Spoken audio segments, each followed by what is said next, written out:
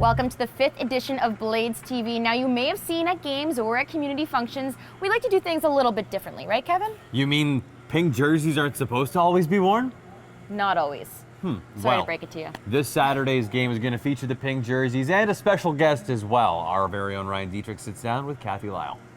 So we're joined now by a very, very special guest here around the Saskatoon Blades. This is Kathy Lyle, not only a Blades season ticket holder, but also a very inspirational part of the community when it comes to what's sitting in front of us right now. On Saturday night here at SaskTel Center, it's Breast Cancer Awareness Night. It's going to be represented, of course, by this pink jersey that's been obviously a huge part of your life. Kathy, just tell me a little bit, first of all, about your involvement in what's coming up on Saturday, and tell me a little bit about the jersey, because there's a bit of a special component there on the bottom. There is. I'm a breast cancer survivor, and I was involved a couple of years ago when the Blades did the pink jerseys. At that time, I was involved in the auction and was lucky enough at that time to actually get one of the jerseys. The reason that it's particularly special, of course, it's special to me being a survivor, but with on the bottom band of the jersey, obviously, there are names. And in this case, I have a brother that's a cancer survivor, a colorectal cancer survivor.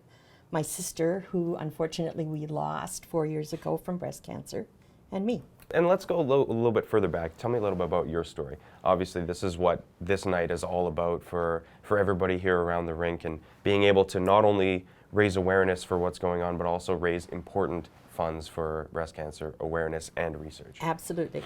5 years ago, in fact, 5 years ago this month, I went for a routine mammogram, which I had done on a faithful and regular basis after my sister's diagnosis. And so I went just expecting to have a regular checkup, but it didn't turn out that way. It turned out 5 years ago that I had something suspicious going on in one of my breasts. And so immediately I was referred to a surgeon to have a biopsy done, which I did. And everything moved very quickly after that. I had a biopsy, which was positive. And I then had some surgery following the biopsy. And then following that, I recovered for about 6 weeks and then went to the cancer clinic and was fortunate enough in that early detection is the biggest bonus of all. And I was really lucky because it was discovered very, very early. So what I needed was the surgery, radiation treatment, and 5 years of pills. So that's what my course of treatment has been. Obviously, as the Blades organization, extremely proud to be involved in this and being able to help. But you were mentioning too that this is not the only source of your involvement too. What kind of other things do you do to help not only raise awareness, but again, be involved in the fundraising aspect of things? I've been involved in the Race for the Cure as a volunteer, and I've been a supporter of my family, who some live in Alberta, who have formed teams to race on the October 5th race every year. And so I support them financially. And also I've been a part in the past, quite some time ago, with the C95 Radio Marathon. So giving back is incredibly important. For me, it's exciting when I come to the Blades hockey games and see that pink ribbon on the helmets. It's really heartwarming to know that the Blades play such a huge part in making this front and center, this cause front and center in the month of October. It's going to be a very memorable night for many, not only with the jerseys, but we're going to have pink ice out there at the SaskTel Center. It's going to be quite an amazing scene. Mm-hmm. So we're very proud to be involved with it. And Kathy, thank you so much for being a part of it too. We really appreciate it. And again, thank you. It's my pleasure. All right, and back to you guys. Thank you very much. And let's go on and hear a little bit more from Colin Priestner. Thanks a lot, Ryan. As said, Colin Priestner joins me right now. You've been with the Blades for a year, and you're all about cultivating a culture. First off, explain what that means. And second, are you getting it so far? Well, for us, a culture is basically it's an identity not only from our players, but our coaches, our managers, our ticket salespeople, and everybody in between. It's what it means to be a Blade, and for us, that's enthusiasm, it's positivity, it's hard work, it's accountability, and doing things a little bit differently than they may have been done in the past, where you want to look outside the box to see whether you're a player, someone selling a corporate sponsorship. It's what can we do a little bit that will separate us and make us a little bit more unique, what will make us stand out, and what will make us have the most success with on the ice and in the community. So, you know, have we hit it yet? We're working towards it. It's always a goal to kind of take it from point A to point B, and I think we've made some great strides so far. And you just mentioned off a large number of qualities you look for in players: accountability, enthusiasm. You do a lot of scouting as well. Are those some of the qualities you look for there too? Yeah, we actually have a term that we use around our scouting system. It's called Blade Factor. And what Blade Factor is it's a encapsulation of a lot of those intangibles that make those special players stand out. It's leadership qualities, it's body language, it's do they bring it every night, or are they only bringing it on certain nights? Are they the ones who are getting their points when it's 6-0 and for the other team, or are they getting their points when it's 6-0 for their team, or are they getting those points when they matter? Are they guys that are leading on the bench, or are they the guys who are deflated when they're losing? I mean, those are a lot of the factors that we look for. It's how they conduct themselves on and off the ice. Are they a good student? Are they people that you genuinely say, I mean, the key question we really ask ourselves is, how badly do I really want to see Kevin Stanfield in a Blades jersey? And if you've seen 200 or 300 Bantam players that are, you know, on your list, or even 500 you're starting from, and you're trying to whittle down to your maybe top 200 for a Bantam draft, how many of those do you desperately want to see in a Blades jersey one day? Whether they're going to be the best fourth liner, you know, in Blades history is the hope for them. Maybe they're not going to be a scorer, or is it going to be that captain of the future? But building your team through that method, we believe, is the best way for us to kind of get that winning culture back to Saskatoon. And you talk a lot about analytics as well. You've been working on bringing in your brand of analytics to the team. Does that also play into Blade Factor, and what else? Yeah, analytics have a kind of a different subsection. That's where we have Bruce Peter, who heads up that operation for us, and it's you know, there's some parts of the analytics game where we like to keep them a little bit more. We like to keep a little closer to the chest, because I think we are one of the few teams in the Western League who are really embracing the analytics movement. Now, we don't make decisions based purely on numbers, but we do help those numbers help inform our decisions. And if we have theories that we have maybe about a certain player, or tendencies a player might have, and we can say player X we've tracked 180 times where that player has had the puck in their own zone and they need to break it out to the neutral zone, we can track out of 180 times they've touched the puck what their success rates are. So we can start to really break down different players for different skill sets that they may not have to the naked eye. There's also players that are more effective statistically than they may be to the eye. And you know, if a player's on the ice for 65% of the time they're on the ice, the shots are going towards the other net and not on their ice, but not on their own net. That might mean that this is a more subtle player than we might expect. They might not be someone that jumps out at you when you're watching because they don't have blazing speed or they're not throwing huge hits, but we call those possession players. And those players, generally when they're on the ice, good things are happening as opposed to bad things. And if you can get a lot of players who have that positive possession, that's really the way modern hockey is going. And a lot of the NHL teams now are embracing that, and they're really looking towards how do we possess the puck, and giving the puck away is obviously giving the opponent a chance to enter your zone and score. So we're looking for players who can really possess the puck and make smart decisions with it. So that's one of the biggest takeaways we get from analytics so far, but we're really in our infancy in terms of how do we utilize analytics at this level. So. Well, absolutely. CP, thank you very much for joining us today. No problem. Thank you. Anytime. More Blades TV coming up on the other side of the break. Don't miss a thing.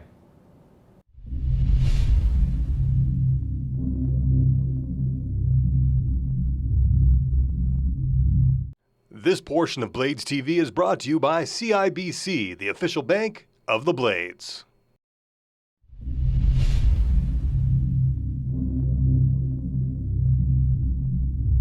Welcome back to Blades TV. This show is pretty darn new. We're in episode 5 right now. People are still asking me what it's all about. Absolutely. Well, with that in mind, we want to make sure we show you some of the best, some of the most unique stories that we've aired so far on Blades TV. Yeah, and I think one of the most unique has to be when the RCMP took 4 of our boys out to East Hastings for a little eye-opening visit. When I was 23 years old, and I've seen things that I wish I didn't have to see, and I don't wish that on anybody.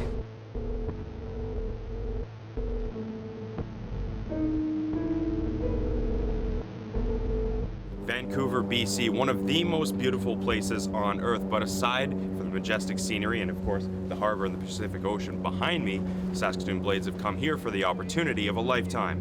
Project Face Off, that began 10 years ago. It's a partnership between the RCMP and the Saskatoon Blades. It's all aimed at helping educate kids about the effects and the consequences of substance abuse.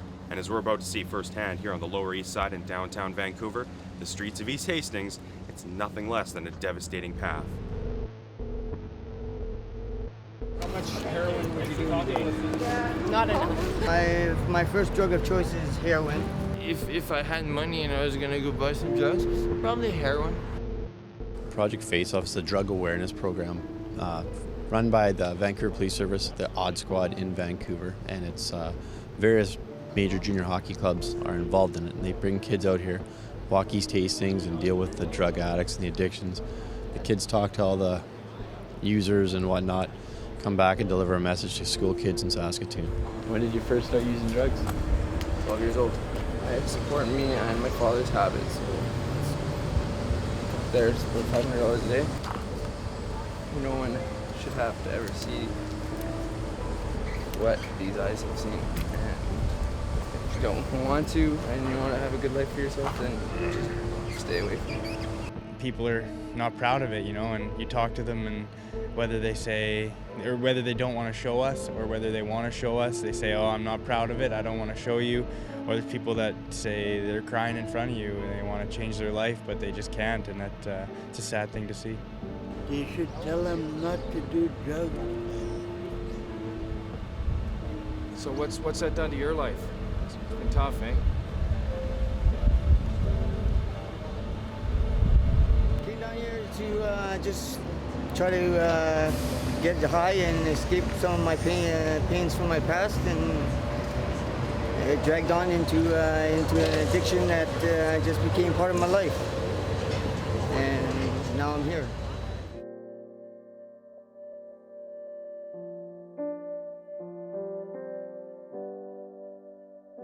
I got a 22-year-old son. I see him down here sometimes. Do you like seeing them down here? Not at all. Well, I haven't spoken to any of my family in a long time. I almost died twice in the same day last week. So 5 years from now, I'm probably non-existent. It breaks your heart to see this, and you see it.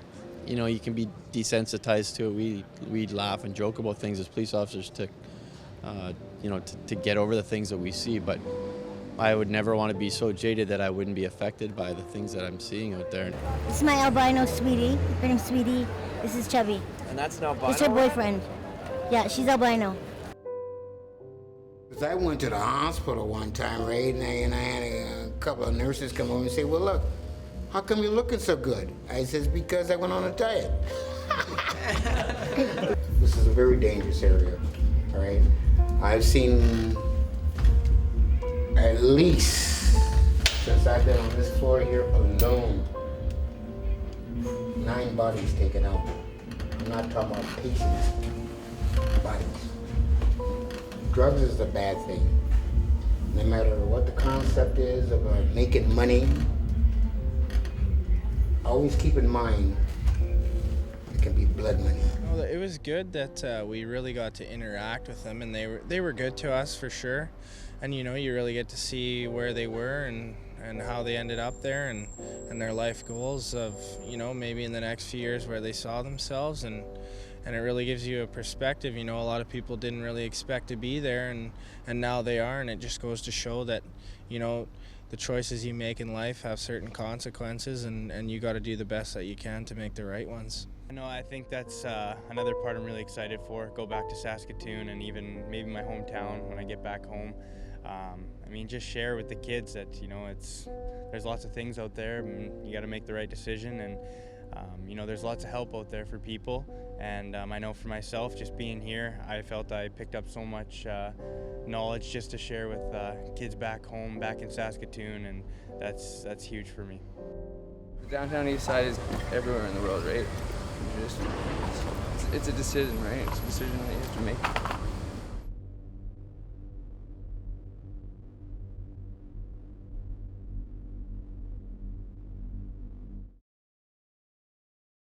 It's that kind of experience that helps players always remember their time with the Blades. What's a Blade? Always a Blade. Absolutely, and we definitely saw that with former Blade Derek Hulak, who came back to the SaskTel Center to show off a very special piece of hardware. I think being a hometown kid, really helped my experience playing with the Blades. I grew up as a kid watching the Blades. I'd come to as many Blades games as I could. I had an older brother who went through the WHL, so I knew about the process and how things worked, and always grew up a Blades fan. So to be able to throw on the jersey for the first time was definitely a special experience. And for me, just the entire organization, the staff, some of the people that are still here today, some of the people that have moved on that, influenced not only my years here, but, my life and my career. And, for me, the entire city of Saskatoon, embracing the Blades and myself as a hometown kid and a hometown captain was unbelievable. And for me, the city of Saskatoon has just shown me tremendous support throughout my entire career. So, obviously this was high up there on my hit list of places to bring the cup, and I'm glad I'm able to come here today and share it with some of the people that I'm close with.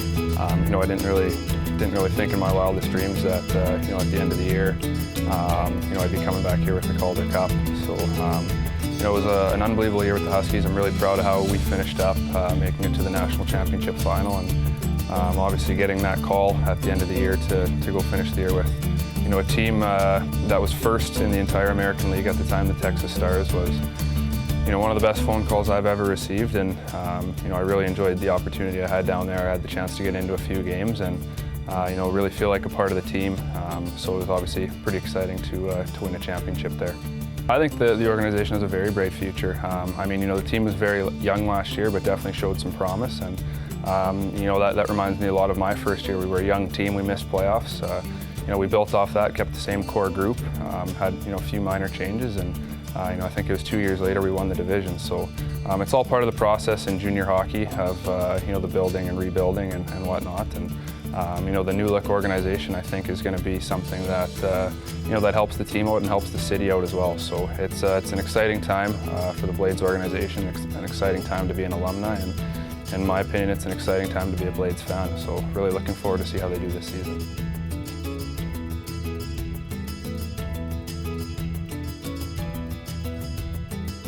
This portion of Blades TV is brought to you by CIBC, the official bank of the Blades.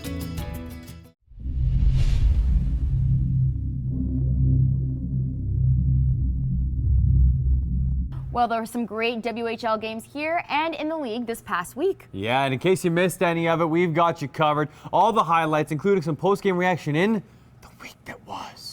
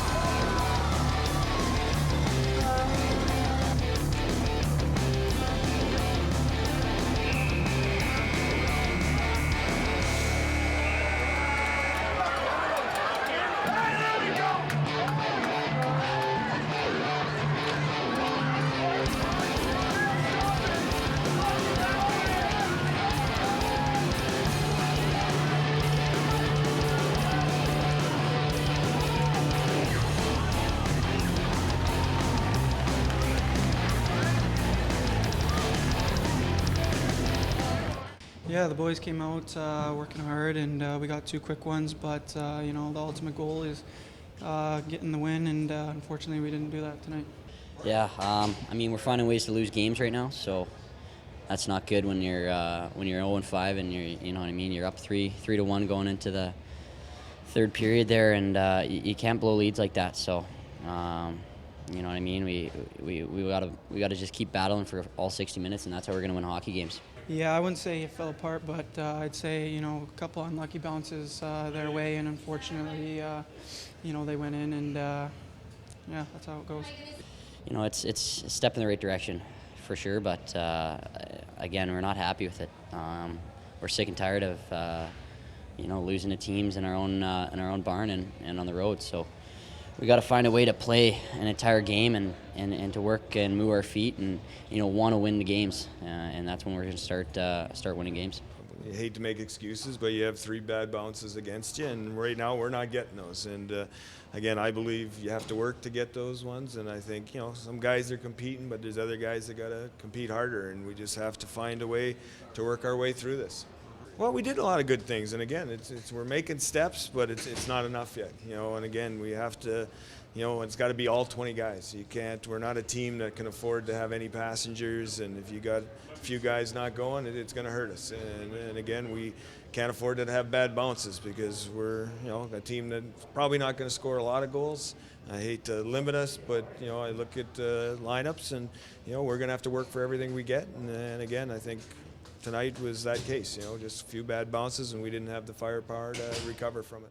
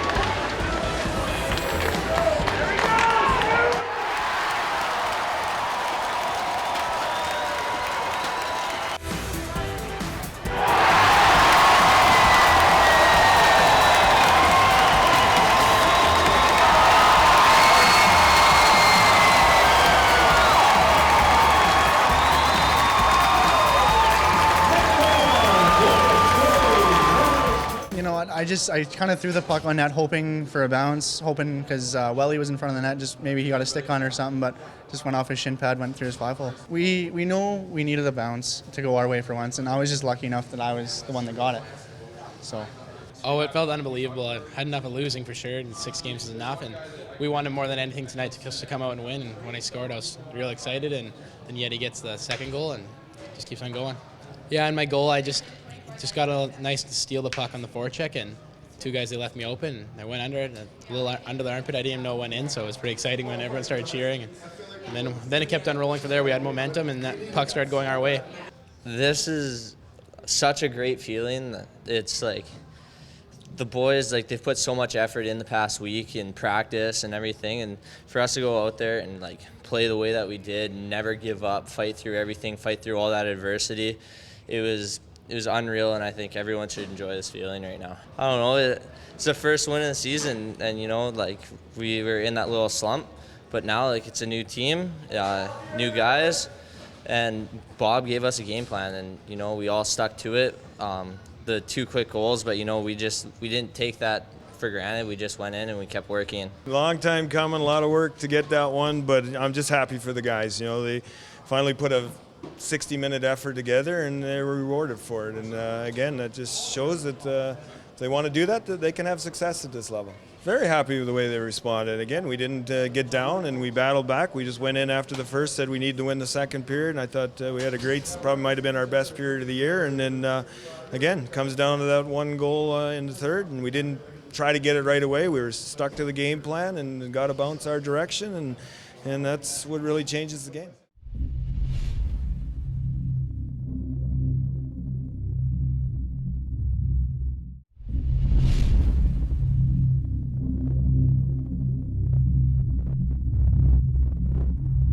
Looky here, we got Mr. Hockey. He must be the Blades' biggest fan, am I right? Kevin, you're not right, but we're used to that, right? Yeah. Well, if you're coming in from Warman or Martinsville, you may notice there's something missing. Yeah, the real biggest fan is gone. Apparently the Raiders might have taken him. He'll be back eventually, I'm sure of it. Yeah, absolutely, but you know what? We've gone into the vault to pull out this gem for you guys to remember who the actual biggest fan is. Yeah, we're here today to celebrate our arrival in Saskatoon and our partnership with the Blades, and to meet the Big Steel Box fan, the world's biggest Blades fan. We've often done structures and things like that, just take it for different promotions and different events. And one of the guys, one of our store managers, I believe in Penticton, came up with the idea of building a Nukshuk. And then when we entered into the partnership with the Blades and we sponsored the Big Steel penalty box, it just became natural fit to make him the world's biggest Blades fan. This is incredible. The Saskatoon Blades biggest fan. We love the thinking that Big Steel Box has put into this.